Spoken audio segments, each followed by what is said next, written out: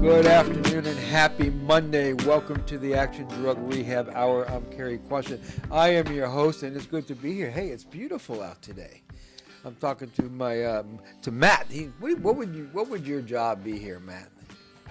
They would call me the board op, but I will say I wear many hats here. But yeah, the board op. What other hats do you wear? Whatever they need me to do. Like you have your own writing show? articles. What's that? You have a show? I have a show. Yeah, I do a sports show on Thursdays. So Very whatever they need from me. Rumor has it you're going to be freezing this week, but we won't get into that. Yeah, we'll see. We'll see. The weather's pretty unpredictable, but yeah, it could be cold where I'm heading. No, it is cold where you're heading. Yes, correct. Anyway, I'm just teasing you. And also, I got my co-host. He co-hosts the show a lot with me, and that's Robbie Robinson. Yes, good afternoon. Robbie Robinson is one of the local heroes up here in Santa Clarita. He actually works for the Santa Clarita Sheriff's Department. He has been hired as an intervention specialist. Correct. Meaning he goes out and does interventions.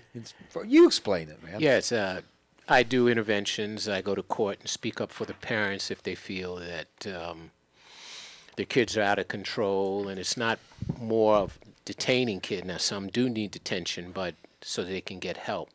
And I was dealing with that today. A kid had trashed the house. The parents were just upset, didn't know what to do. So I followed up, went to court with them so they could have a voice in court. And the kid is being detained, and they're going to do a psych eval. But Is that the one that I was with you when he called and he broke all the windows in the house? Yes. Poor family was living in a hotel. His kid tore it to pieces. So now, finally, they're going to do an evaluation on him, and they're going to keep him detained. It sounds like this kid needs help. He needs a lot of help, and he's using meth.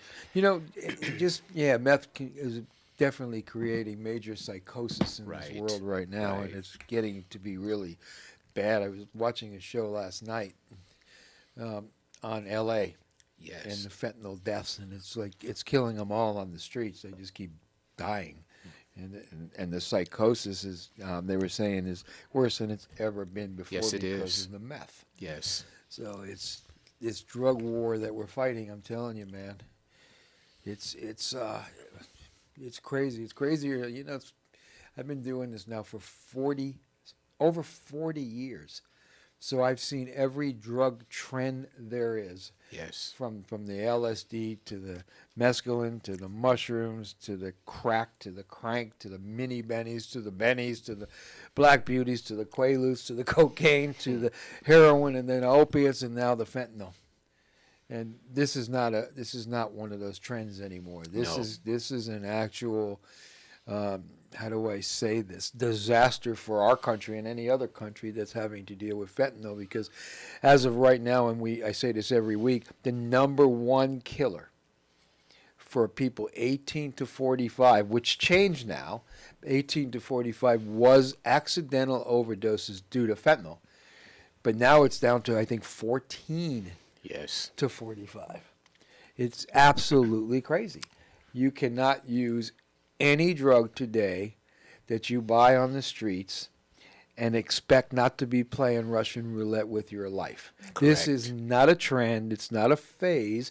This is now a crisis. And parents that are listening to me, you better be paying much attention to what we're saying, because every freaking drug out there today isn't real. Right. Doctors stopped writing prescriptions. DEA started breaking down on people. Fentanyl started exploding because of that, and it was coming here. It still does, but it's going mostly into Mexico. It's in every pill that's out there today. Yes. Everything is cut with fentanyl. There are no real pills anymore unless you get them straight from a pharmacy. In fact, everyone that I know that's coming into rehab, and you guys know that because you're sitting there with me lots, but has overdosed at least once and have been Narcan back to life at least once. And all of them, none of them thought they were buying fentanyl. They were taking Percocet or using heroin or crystal meth or ecstasy and overdosing on fentanyl. This crap, I almost cussed, see? This crap is all over the place, and it's killing our kids, and it's killing our husbands, wives, and family members, friends, neighbors. It's everywhere. And if we don't start educating people when they're young, we're going to bury more and more and more people. So we really better pay much attention to this. It's horrible right now. And you know where they're finding these kids? Robbie, you know where they're finding them? In their freaking bedroom. Yes. The safest place in the world. Parents are waking up. Husbands and wives are waking up, walking into the room and finding their loved ones deceased. I had a grandparent who told me this kid escaped from one of the placements. He takes any drug he can get. She said he's taken meth, but he's also taken fentanyl. He's on the run now. And where he was in placement, we believe that he's up in Santa Clarita, somewhere here. So I'm going to go out, if I can, with the deputies and see if we can find him so that he can get the help. But he's been to 3 placements, and I had asked the court with the probation officer to put him in a treatment in Dorothy Kirby where he could really get help. Right. And he couldn't just run and do whatever he wants, and they can deal with his psychosis. Problem with adolescents, as you know, that their brains aren't quite developed. That's true. And when they're playing with methamphetamines or Yes. even this high-grade THC that's out there now, it's causing psychosis, so they don't even know what's going on. And when you ask an adolescent what's going on, and why'd you do that, they don't know anyways, because that part of their brain isn't even developed yet. But you ask somebody that's been using this kind of drug, they really have no clue. So they're lost in space. It's a real sad situation. We better get a grip on. Olivia was here once before. Hello. I think you came here when you had about 5 to 7 days. You were just fresh in rehab. Yep. And we just had run this wild group, and you shared some stuff that you never shared before, and then I brought you on the radio, and you're still with me. I am. And you're sober now. For I how am. long? 30 days. I wanted to bring her on. Robbie, remember that? great. Remember her? Oh, yes. She's got 30 days sober. Yeah, let's give her a hand. Really. Thank Give you. her definitely a hand. How does 30 days clean and sober feel? And then we're going to get back to some stuff, and then you're going to introduce him. It feels amazing. It feels like everything that I lost is piecing itself back together slowly at a pace, but everything that I thought I would never get back, like beauty or confidence or strength, is slowly coming back to me, and it's indescribable. Try. Try. I mean, I could definitely see that you're way more confident right now than I've seen you in a long, long time. Yep. 30 days sober. Tell us your story again. I mean, for people who don't know, and we'll get to Marquise. I'm not going to forget about you, sir. You're not getting off the hook, real. That's for sure. I want to hear all about you too. But people, I brought you back because we bring people on the air, and you tell your story, then they just kind of disappear. And I think I told you I was going to bring you back at least every couple months. So this is your one back time first. Perfect. So Good go to be ahead, back. tell your story. Well, I started using at the age of 14. Started out how most do with pot and, drinking. You mean you weren't walking down the street? Then you looked up into the sky and a bong fell into your hands and said, "Smoke me"? No, definitely a choice I made. Explain that choice. Well, my sisters were doing it, and I was second to youngest, so whatever they did, I followed in their footsteps like any sister or brother would. First time you got high, and you can answer this too. You can share my mind. First time you got high, what was going through your head? Your sisters were there. They lit up a joint or a bong or whatever it is. Something went through your head before you actually took a hit. I thought I was fitting in. I thought they would bring us closer together, like I was cool now, like I could. So you were now thinking, well, I'm going to be with the cool people now. Exactly. Okay, go on. Slowly, I started using meth at the age of 16. I had short stints of sobriety in between that, but How did you start using meth at 16? I mean, I hear it all the time, and I get it. yeah. You know, I'm in recovery, and I've been clean and sober 42 years, and I started very young, too. Yes. But how did that happen? How does it, and the reason I'm asking, first let Marquise introduce himself, and then I'll tell you why I'm asking. Hello, I'm Marquise.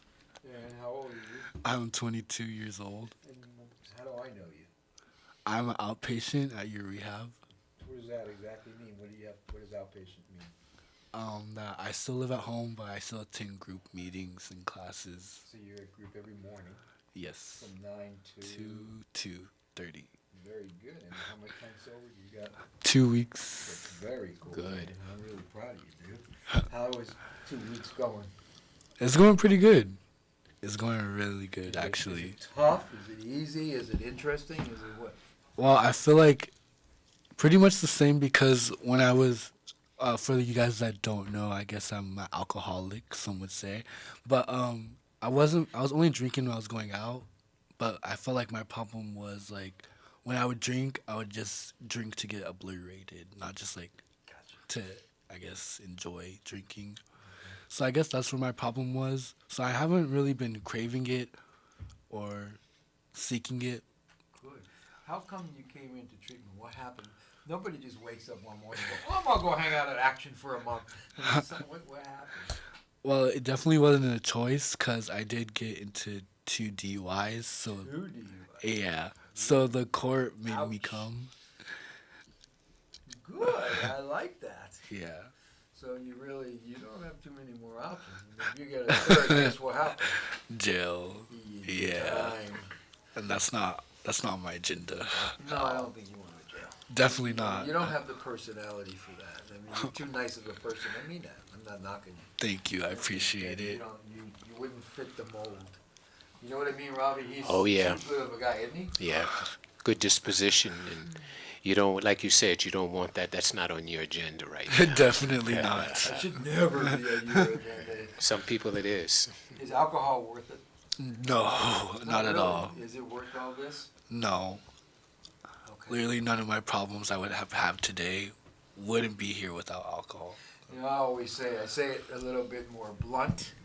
And I can't say that here, but I will say to heck with alcohol and drugs and everything that it does to you. It makes good people do bad things. It turns great dreams into nightmares and makes life very difficult at best. Until you find yourself laying in a bed at night not wanting to live. So it's and I'm sure people listening could relate to that when you're stuck with alcohol and drugs and you always question yourself, and then you find yourself laying in bed at 2 a.m. with not really wanting to live, not knowing what to do, not having a purpose, guilty and miserable for all the stuff that you've done. So yeah, sobriety is a whole lot better. I promise you that. So back to Olivia.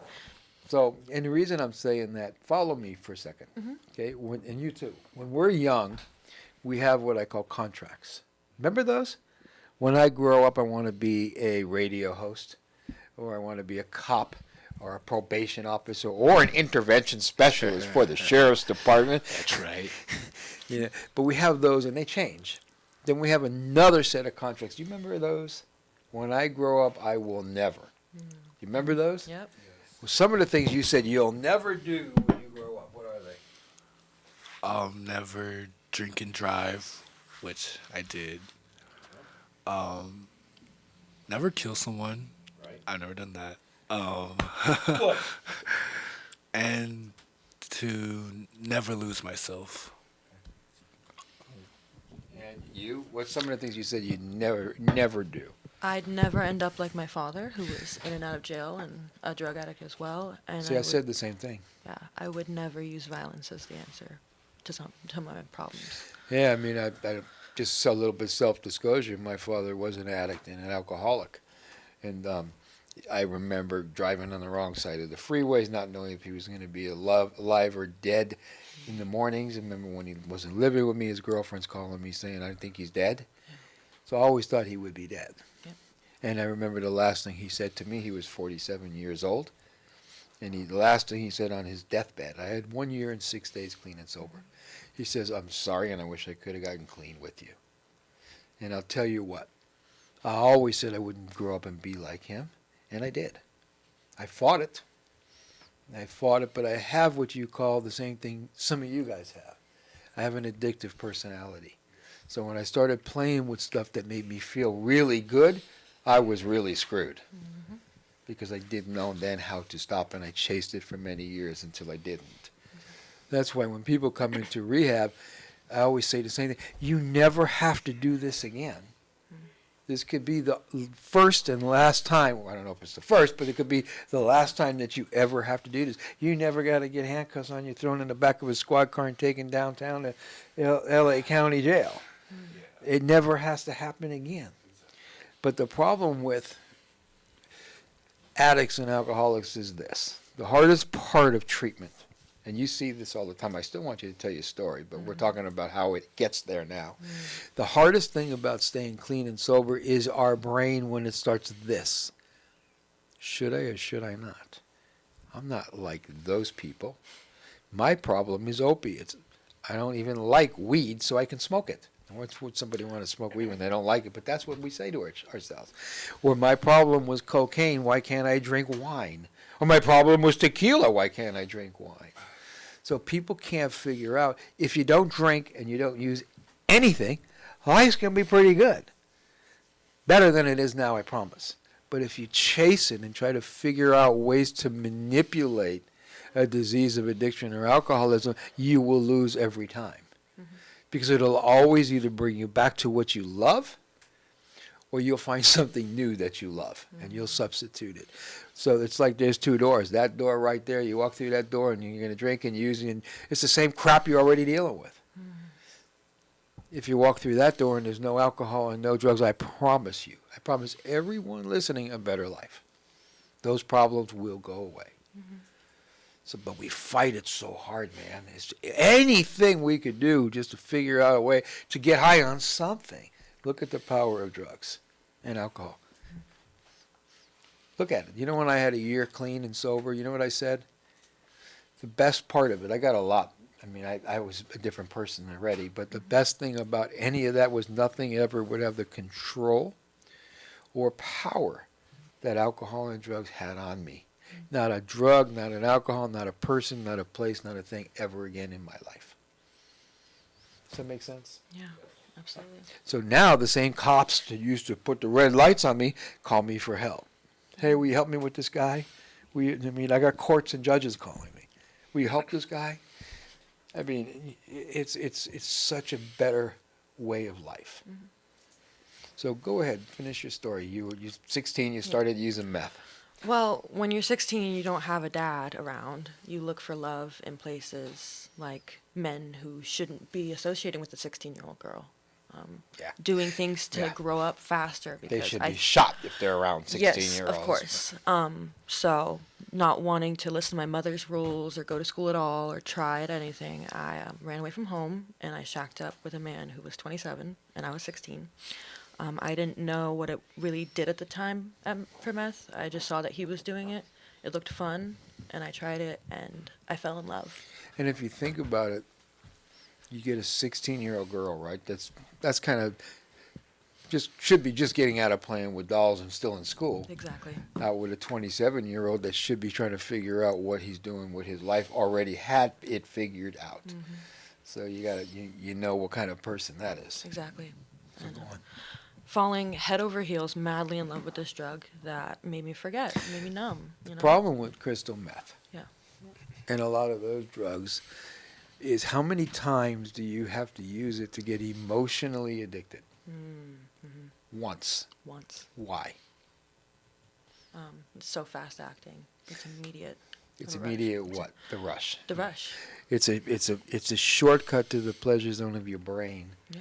As soon as you smoke it, you feel what? Immediate dopamine and just happiness and that rush of everything, and it feels like you're in heaven. There's something. not anything, you can't even explain anything that would feel better. You can't explain. So Yeah. when you get somebody with any kind of addictive personality, and they hit something that makes them feel so amazingly great, how do you tell them that's bad? Exactly. Even if they know it's bad, they're going to chase it. And that's the part of addiction that never stops. We chase it and chase it and chase it and chase it and chase it until bad things happen. Yep. You know, then you end up at Action. Yep. And you get a whole new case, no whole new things, a set of contracts But if you leave and you go back to the old stuff and the old thinking, those contracts start getting broken again. You know, and that's exactly what you were saying. That's how contracts are being broken, is we have these things we say we'll never do, and then we look at our brother, sister, friends, school, they look really cool. Like you said, I want to be part of that thing. So Right. contracts, it's like, wait a minute, forget the contracts. I want to be hanging out with these people, and it's only pot. It won't hurt me. It's natural. God put it there for me to smoke. We kind of convince ourselves or manipulate ourselves that it's okay. So we take our first hit, and what do we just do? Lose everything. And there's a word, a constant association breeds simulation. That's right. We just smoked something that made That's us right. feel good. Right. We just really became part of. All you have to do is say, love you too, dude. You know, "Oh, smoke a joint, okay, yeah, let's do it." You know, put them in a closet, they'll be happy. They don't care. They're high. Yep. And but how do you clean that up? It's simple. It's only pot. I'll never use crystal meth or drink tequila or shoot heroin, and you mean it. But you're still hanging out with the same cool people. That's right. And it's just a matter of time before someone says, "Hey, dude, want some?" And what he usually, almost everyone's the first time says no. But if you're around it every day, That's right. you get desensitized. And That's you go to right. a party one day and somebody says, "Hey, dude, you want any?" No way, but you drink a little more tequila. And you smoke a little bit more weed, and it comes passed out one more time to you, and you, oh, why not? One hit won't hurt. And then what happens? You just smoke something that made you what? Made me feel like I'm like Superwoman. Like I could do anything. I could, you know. On that note, we're going to take a break. This is Perfect timing. the Action Drug There you Rehab go. Hour.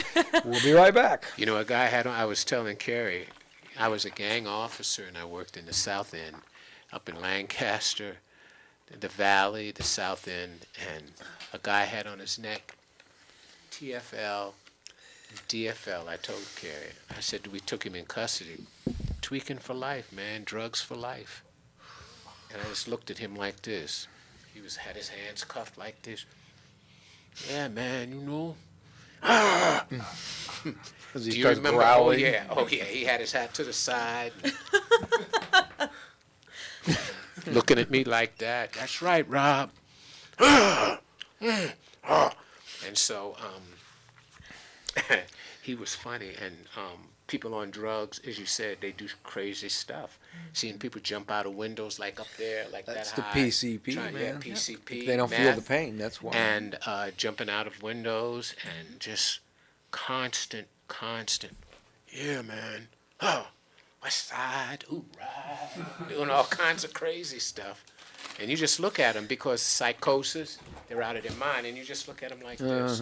We need the paramedics. Well, you seen them come to our place. Yep. They don't Oh, last, yeah. do they? Nope.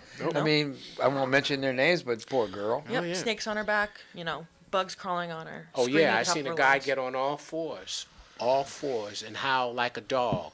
And I said, he's making it. He said, no, Rob, psychosis. As long as he didn't lift up his leg No. and pee. And he was like this, on all fours. Wow. And I was like this. I said, what happened to him? PCP and meth, sir. Whenever you're ready. Huh? Okay, we're gonna take a break. Yeah, take a break. Okay. Celebrate the new year with the Canyon Theater Guild's presentation of Beehive, the 60s musical. Beehive celebrates the powerful female voices of the 1960s with such timeless hits as My Boyfriend's Back, Be My Baby, Son of a Preacher Man, and Me and Bobby McGee, told from the perspective of 6 young women from their first Beehive dance to the challenges we face as a nation. Get your tickets to Beehive by calling 661-799-2702 or online at canyontheater.org. It's painful when your teenager in your household is out of control. Out of control behavior is your teen's way of telling you something is wrong. Sometimes the reason for your teen's out of control behavior is so personal and tragic, your teen would never tell you or anyone else. Actions speak louder than words. Action Drug Rehab can help. With compassionate individual counseling, group sessions, and family support, Action Drug Rehab has been caring for thousands of Santa Clarita teens for decades. Visit actiondrugrehab.com. Get help now. Your hometown station, KHTS.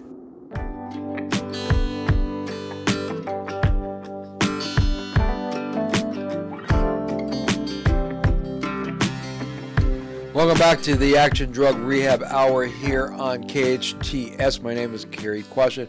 I am your host. And, you know, we thought we were on break, and we just kept on talking. And Robbie would just show us what you did with your hat again. Yeah, the guy had his hat turned around, and he had his hands behind his back. And he's looking at me doing like this. I want to rock right now. And You know- we were like that. It was like, whoa, You know drugs had him.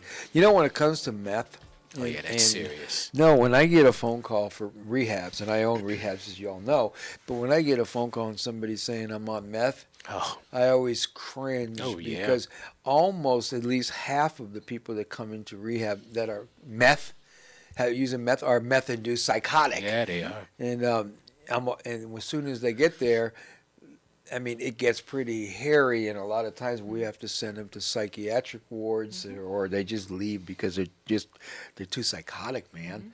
I ran Henry Mayo's psych ward for 16 years, and I seen the most amazing stuff. I mean, I can't even tell you.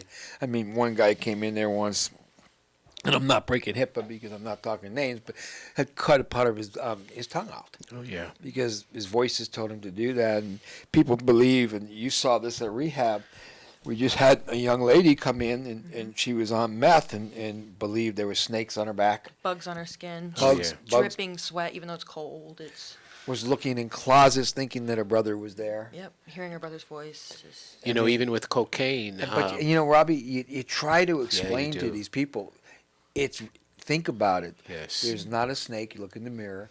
There's no one in the closet. Walk in there. It's your head playing with you because of the methamphetamine. Do you know why people get psychotic because of meth? Because they don't sleep. No. sleep. When you have lack of Vampires. sleep for any period of time, it causes psychosis. When I worked in the street, that was a term that was used by a lot of people in the street, especially kids or people that lived in the neighborhood. And they said, man, Rob, there's a lot of vampires out here. I was new. And I was like, okay, really? I said, so when do they come out, Rob? And then so a kid told me about 16, said, oh, yeah, there are people on meth and PCP. They roam all night. He said, Rob, they can roam from one city to the next just looking That's right. for meth or rock or whatever. And what I started to really understand. so sad, It's isn't it? very, very, very sad. And I was going up to the jail, and I was working what they call Malachi Dads. And I would go into jail and talk, and a lot of the guys told me that they were using meth, cocaine, PCP. And one guy said, Rob, I looked in the mirror and I didn't even recognize myself. He says, I kept looking at myself and looking and looking. He says, I did not recognize myself because I was constantly under the influence. And he was looking at a long sentence. He says, I know I'll get help now. Before that, I just brushed it off. I thought that I could beat it. And he says I couldn't.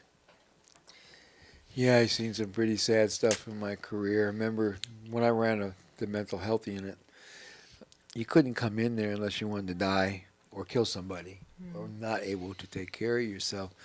And so many of these poor people, almost all of them really, came in there and they were some kind of induced psychosis from Yes. some kind of drug, and voices told them to kill themselves. And most of these people, they didn't want to die.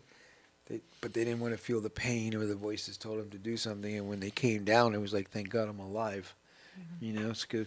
It's just, it's such, what's the word? I mean, I don't even know what the word I'm looking for. It's just so sad. overwhelming. It's overwhelming. It's sad and overwhelming. And Yeah. a lot of the kids, and see with fentanyl, it's a step up now. It's another level. And I used to hear guys who were drug addicts say, you know, I'm going to another level, Rob.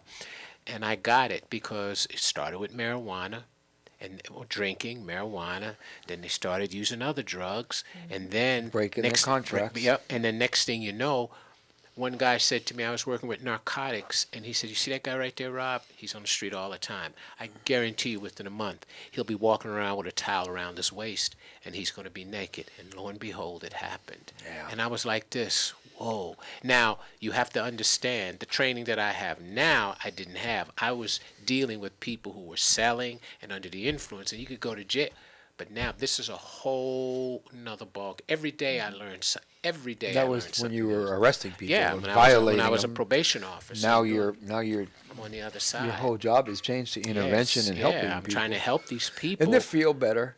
Yeah, it does feel better. Except when Well, there's some people.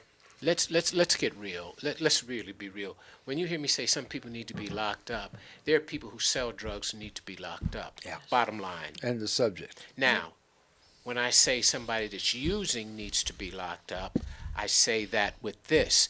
They need counseling. Sometimes they need to be in there so they can get the help. Okay, now we can send you to rehab. Yeah, you got to get the drugs out have of the the system. detox in there. Yeah, they got to get the drugs out of the system. I hear parents and families call me all the time saying, "My God, he's in jail, she's in jail, and she's gonna kick." And I'm like, "Okay, so they won't die. No. They're gonna feel like they're gonna die, but at least they're gonna kick, and they're gonna be in a place where they can't get any drugs or get hurt, and then we can deal with it. But especially when it comes to this meth, I mean, there's not.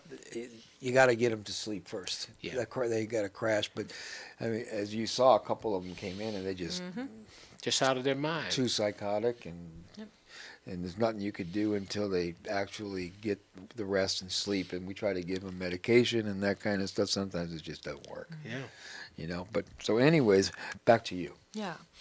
So, I had decided for a long time that going home wasn't an option. My mom was so worried about me. I mean, how many nights did she go to sleep wondering if I'm alive or dead? And it got to the point where Say that again.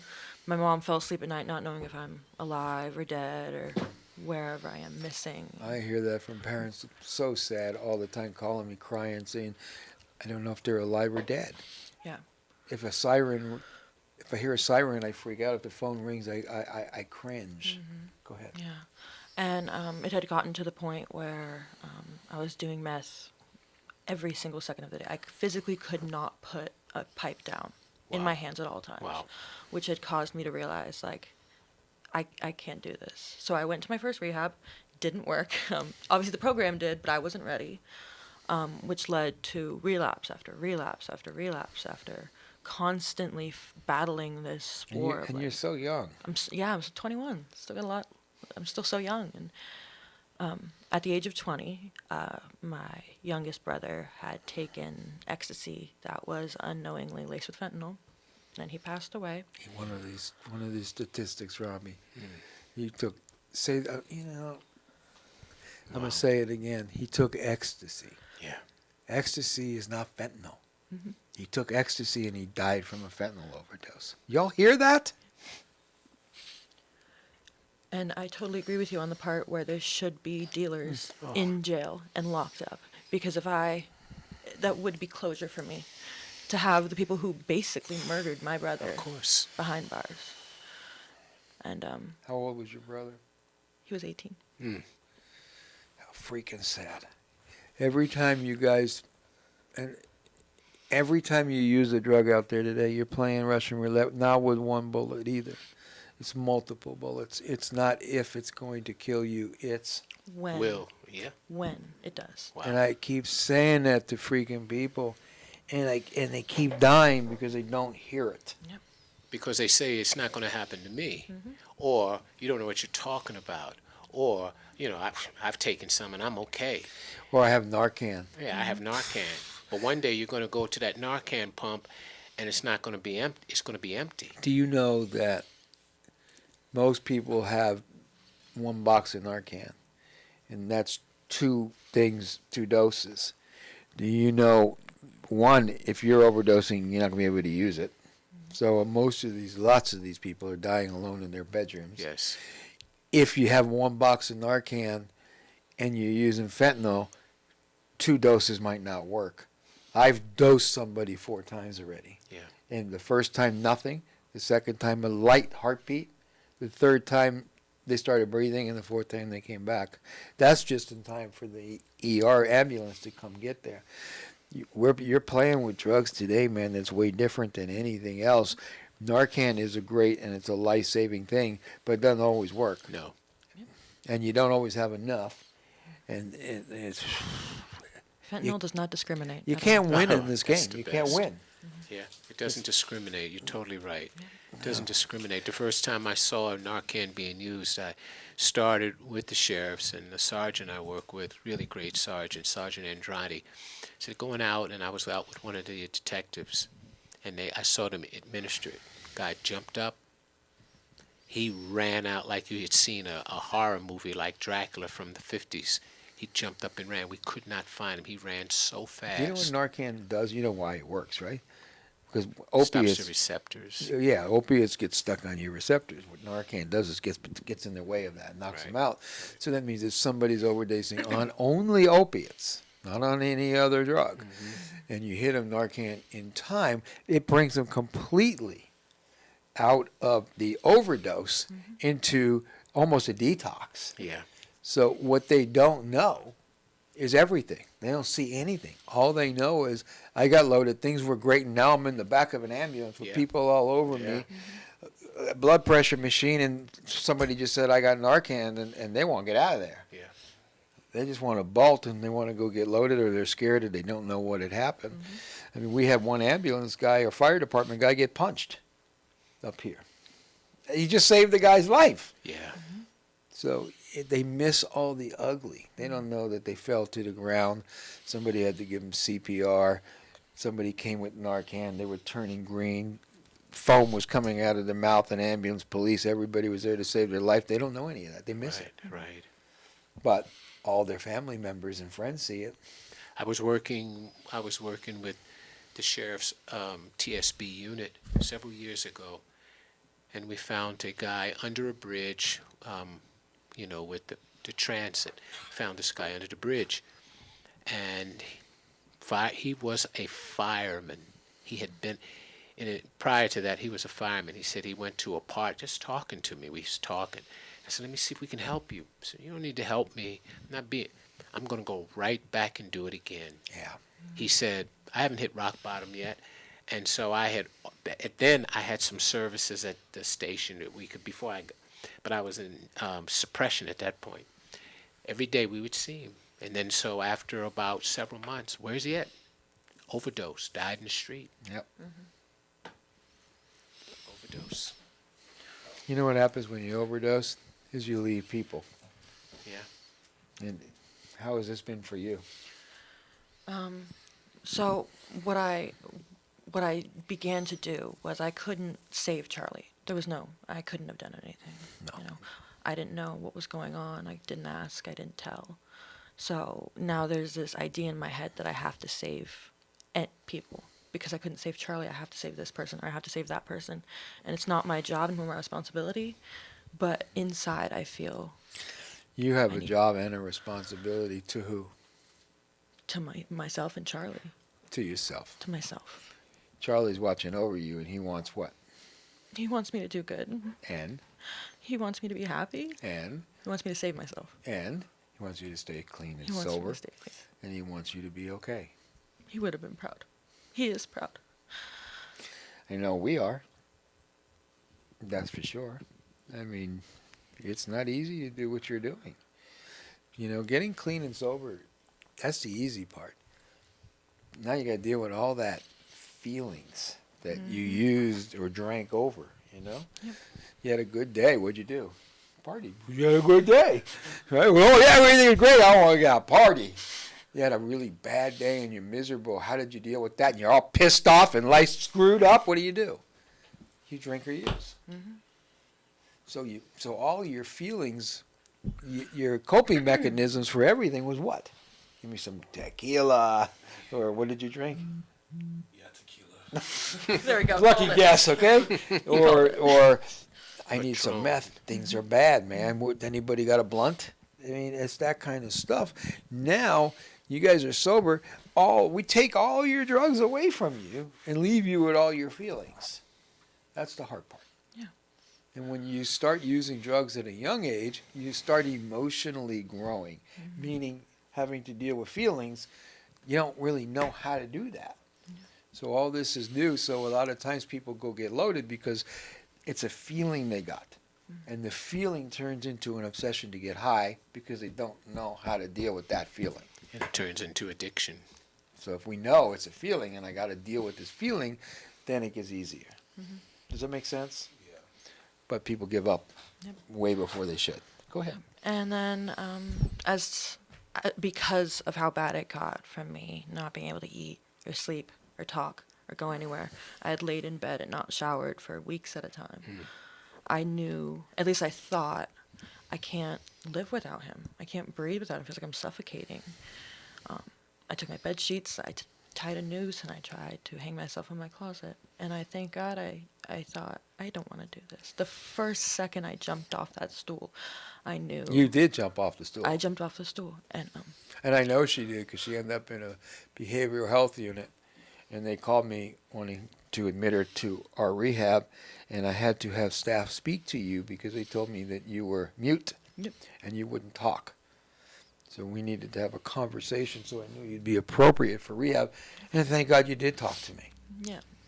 I think that day that was something other than myself that was able to creep back on the ledge and take it off because I couldn't bear to make my mom bury another kid. You all listening to this? She tied a rope around her neck, threw it over the closet, stood on a stool and jumped. And decided while she was hanging there that she didn't want to die. The first thought in my head was, I don't want to do this. How did you get saved? God. Okay. I have no other way to describe that or explain what happened other than a divine intervention. Something wanted me to live, and I know I'm glad. I'm very glad. Coming here has been rough. I've had to face trauma and the loss of my brother and everything that comes along with getting clean. But as I have 30 days today, it feels like I can breathe again. I'm not suffocating. I'm not that old, violent, cruel thief that meth had turned me into. My mom has trust and faith in me. I feel like I can have, laugh. I can laugh again. I can talk again. I don't have to stay mute for days on end because it's just... Why were you mute? So when I went into psychosis, I was scared to talk. Like, I couldn't describe it other than, I felt like if I talked, people were hunting me down. And the police at the door with guns, and nobody was out there. And I planted stuff in your ears. I punched a mirror, got glass in my hand, and once I had gotten to the behavioral health unit, I just stopped. I didn't want to talk. I didn't want to do anything. So it was more paranoid than anything. More paranoid, just absolutely terrified of stuff that my head had told me is real. Everybody around you is telling you it's not real, but your head is so sure that all of this is real. Yeah, Scary. You really do have things planted in your ears. There are really people on the other side of the mirror, huh? Yep. People are following you. The police are waiting. The helicopters that you hear are looking for you. Yes, of The course. leprechauns in the trees are real. Yep.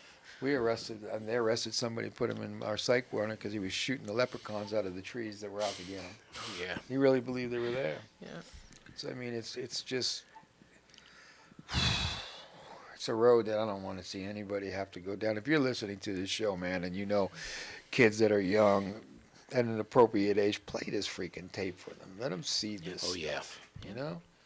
Because just do it. The wages of drug use is death. Yep. The wages of drug use is death.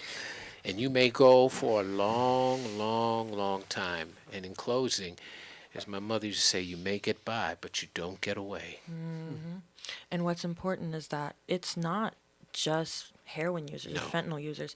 It's people who do cocaine. Yep. People who smoke weed. Yep. Teenagers. Yeah. It's not just a specific group that's targeted anymore. It's everybody. It's everywhere and it's everybody. It's in everything right now. Everything. It's the number one killer in this country. For the first time in history, life expectancy in this country went down because of overdose deaths. Yes. Yep. Is that insane? That is. I know we have to take a break. No? We're good? Yes? Break? 1 minute? Okay. Good. So, but I'm really, you sound really good. The only thing is, here, open your hand. Here's a new set of contracts. Close it. Now all you got to do is keep them. And that means if you drink or use anything, I'm breaking that contract. if you start breaking your contracts, you're screwed. Yeah. So when you leave rehab, man, it's kind of like it's an all or none thing. If I don't drink and I don't use drugs, my life will get better. If I drink and use anything, I'm risking that gamble again. What do you have to say about all this, sir? It's hard out here, and especially for people with like mental disorders or you're going through a lot. Let's try to seek help more than ever now with fentanyl on the run, because like you're saying, you're playing Russian roulette with many bullets, and it's really scary. The other thing is, before we take a break, somebody says I have 2 drunk drivings. You know what that means? That means when you drink, you think that you can do anything. And is that true? Most times, yes. Most times. It's just when you take your car and you know you're going to be drinking, you already set yourself up for failure. Because when I used to do it, I'd be like, oh, well, I'm driving. I could have 1 shot. And 1 shot turns into 2, and 2 shots turn to 5. And next thing I know, I'm getting pulled over or crashed.